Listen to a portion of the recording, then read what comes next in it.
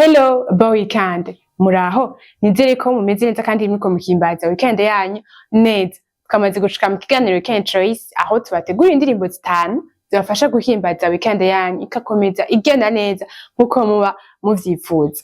Turera ku ndirimbo ya mbere, indirimbo ivuga ngo Emmanuel Ella y'umuririmbyi Chrisabella, ni indirimbo iryoshe cane, indirimbo itwibutsa ko Imana ihari ku buzima bwacu.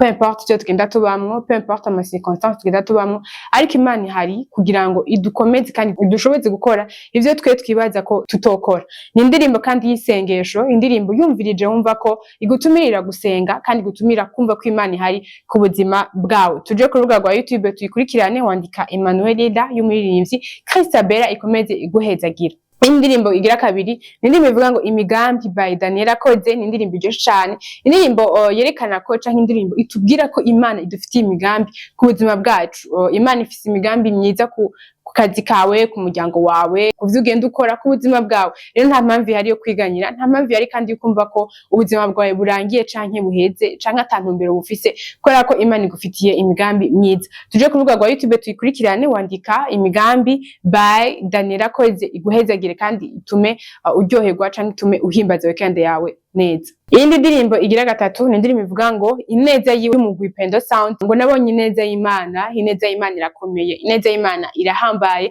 Ni indirimbo iryoshe cane, indirimbo itwereka ko ineza y'Imana ihari ku buzima bwacu kandi ineza y'Imana ihari kugira ngo ishobore kudukorera ku buzima tugenda tubamwo. Kandi indirimbo yo gushimira Imana, yo kubwira Imana ineza twabonye canke ineza wabonye yagiye gukorera ku buzima bwawe. Tuje ku rubuga rwa YouTube twandike ineza yiwe y'umugwi Guhimbaza Sound, ikomeze guhezagira, ikomeze guhezagira hamwe n'umuryango wawe, mukomeze muhimbaza weekend yanyu nkuko muvyifuza kandi nkuko mubigomba. Iyi ni indirimbo igira kane, ni indirimbo ivuga ngo hajawahi shindwa y'umugwi Elohim Worship Choir, indirimbo nayo nyene yerekana ko Imana itigera inanirwa, Imana ntigera inanirwa, ntirigera inanirwa kandi ntizonanirwa. Ni Imana ihari ku buzima bwacu kugira ngo dutsindanishirize kandi tume ubuzima bwacu bugenda nkuko tuvyifuza, ngo hahiriwe ngo ufise inzira n'inyota byo kugororoka kuko ariwe azohazwa. Rero wewe umva umenga ubuzima bwawe ntiburiko buragenda neza, ariko wumve ko Imana ntigera inanirwa. Tuje ku rubuga rwa YouTube wandika hajawahi shindwa